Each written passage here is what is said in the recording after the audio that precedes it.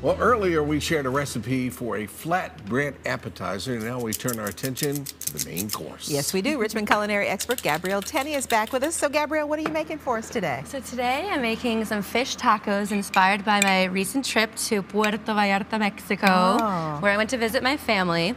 And so I'm going to make some homemade tortillas for you, made with just corn, flour, and water. I noticed you're starting with coconut oil. Yeah. You're already putting the coconut oil in there. I have a question about fish tacos, because I've never even heard of fish tacos until about 5 or 6 years ago. Have they been around forever and I just missed it? Yeah. Okay. In Mexico, they're a thing. You can buy them on the street, and they're delicious. But today I'm doing catfish. And I got this from Yellow Umbrella. Like southern fish tacos. Yeah. Got this from Yellow Umbrella on Patterson. And Dave, the owner, was telling me about this. They are a wild-caught Chesapeake Bay fish that's really delicious because they eat crustaceans like bluefish and other smaller fish, like a rockfish. So it has that really mild, flaky texture, flavor going on. They're just perfect for the fish tacos. So these are not farm-raised catfish? No, they're not. And the thing is, it's our civic duty to be eating catfish right now because they're eating all the crab and everything in the bay. Oh. So get down there and gotta get rid of the catfish. Sure, no, very civic-oriented. Yes, we are. Absolutely. So we're gonna let that cook and make the tortillas. And it's just a cup of the flour. And it's masa. And it's a half cup of water. And this is great because it's a gluten-free option. And it's just these 2 ingredients, which I love. It just came together really quickly. Yeah, and the more you work it, it's kind of like the better it gets. And I tried 4 different flours for this recipe, 4 different corn flours. And the best was the Quaker brand. And my mom was absolutely right. She's like, buy the Quaker brand. And sure enough, she's always right. Yeah, does the temperature of the water that you put in there matter? No, I mean, it's room temperature is best. But you want it to come to a Play-Doh consistency. So you got this fresh Play-Doh consistency. So in this case, Mom was wrong. We can play with our food. You can play. And you're actually kneading that really hard. Yeah, I'm kneading it pretty hard. You want to get all those air bubbles out. Okay. And then you just form them into little balls. And you want to just like play with it so that it sticks together a little bit more. If it feels a little dry, you can add a little bit more water. But this dough has a little bit more flavor and a nicer texture than the rest. Because you really want the corn flavor to come through. You do. And everybody in Mexico has their own recipes. They're really fiercely defensive of their tortilla recipes. And some people add salt, some people don't.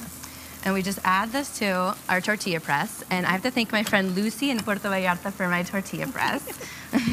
That's a great tortilla press. Isn't now, it? The paper that's in there, what is that? This is just a plastic that I got from the vegetables at the grocery store. I find that this works the best. So you just take the bag and just kind of cut it out and kind of non-stick. Non-stick and recycling. And you just lay that into your pan. No fat at all in there. I was going to say, you don't have any kind of oil or anything in the pan? Well, you've got a nice cast iron pan that's probably now non-stick. That's perfect. And the key here is you want to make sure that it only sticks to the pan for like 30 seconds. And then you want to flip it because we're going to flip it 3 times. And at the 3rd time, you want it to inflate. And I'm no food scientist, but I have a feeling it's because you're searing both sides with a little bit of heat, and then the inside kind of heats up, the vapor wants to escape, and so we do that. So this you have to pay attention to because everything's kind of going at once. Yeah, so once you can do it, go I ahead. helped you with your press there. Let's do a little bit more, because if you leave them too thick, they're going to be gorditas and not tortillas. Okay, what she said. Because gorditas means like little fat ones. Okay. So you want them to be you really got to put some muscle behind it. A little bit of muscle. Yeah, gordita. I'm a gordita. So you flip it so you don't want any color on that side. She's not using her spatula. She just... Yeah, she grabbed that hot pan. She knows what she's doing, obviously. Now, how's the catfish doing? How long do they stay over there? You want them to just kind of sit and sear so that it doesn't stick to the pan. It'll kind of lift right off the longer you let it sit. A little bit of everything going there. So the fish, the tortillas are going, and then you're going to make like an avocado sauce for us? Yeah, this is a play on a remoulade. And remoulade is usually a mayo-based sauce with like capers and garlic. And so this I'm doing with just the parsley with the molcajete. It's very heavy. So here I have some capers, garlic, chipotle, and parsley. And I sprinkle a little bit of salt and pepper in there to help break it down a little bit faster. But you just kind of get in there and mash this up. Don't burn your tortillas. There she goes with her fingers again. So, all right, this is the magic touch when you get the third side. Well, let's see, it should inflate.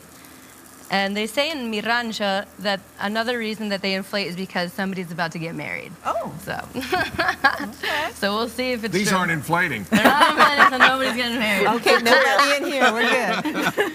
Okay. Okay, so that's going. You want to make sure your cast iron is super hot so that it goes a little bit quicker. And then She said the cast iron is super hot and she stuck her fingers right I say on this it. recipe just really will keep you in shape between the tortilla press and doing the sauce You work here. up an You're appetite fixing it. Oh, yeah. But you can do this in your blender or your food processor. You just want it to be kind of chunky. So you can see. So once you get that to that little She's eating that and working out. She's working on the muscles over here. we're going to take our avocado and just run our knife around, open it up, and it should be perfect. That's a Oh, it's beautiful. a twist-off avocado. So another trick is just kind of like take that and take off your pit, and that works. Let me get the spoon. And so here, you could take a knife and score it, or you could just take your spoon and spoon it out. But you want to get that green part at the end because that is going to be, have the most antioxidants. You went through that so fast. You've done this before, A obviously. couple times, yeah. All right, I need to get those tortillas. Avocado is on one of there. the new superfoods. Yeah, that so this is it's instead good of- for you. It's got the good fat in It does. Instead of mayo, which, who knows what's because in it gives there. it that creamy texture. Yeah, it does. It's so good. Gabrielle, we got about 30 seconds. Okay. We can get this all put together here. Yeah. So our cabbage over here too. We're gonna just squeeze a lime. Finish this up. Take our tortillas. We can put this in a towel too, and that will kind of help them to steam a little bit. Right here. So we can pretend that this is finished. We'll kill the heat on this. We would chop this up, then Finish with our chunky sauce. This is sauce. And yeah, and then you can also see me at Lakeside Farmers Market making some of these healthy dishes Saturday mornings from 10 to noon. So come stop by and visit me. And then we're gonna make, this is, you can make this paleo too if you want to by using the lettuce leaves over here. Okay. Yeah. So you're just going to spoon that on there, or slap it on there. In that case. Yeah, and you can be generous with this because it's super tasty. Okay, well, let's look at the finished product, and you get Yeah. that, the avocado sauce, the fish on there, Yeah. just and chop then this a up. little bit of your red cabbage slaw, and Wow. it looks fabulous. We'll put this recipe Yeah. online for you by early you this go. afternoon, and as Gabrielle That's said, it. you can join her for her Savvy and Well Food Party Oh, yeah. this Saturday, March 28th at 2 p.m. at the Great Harvest Bread Company. That's on Atlee Road in Mechanicsville. We'll put more information on WTVR.com/VTM.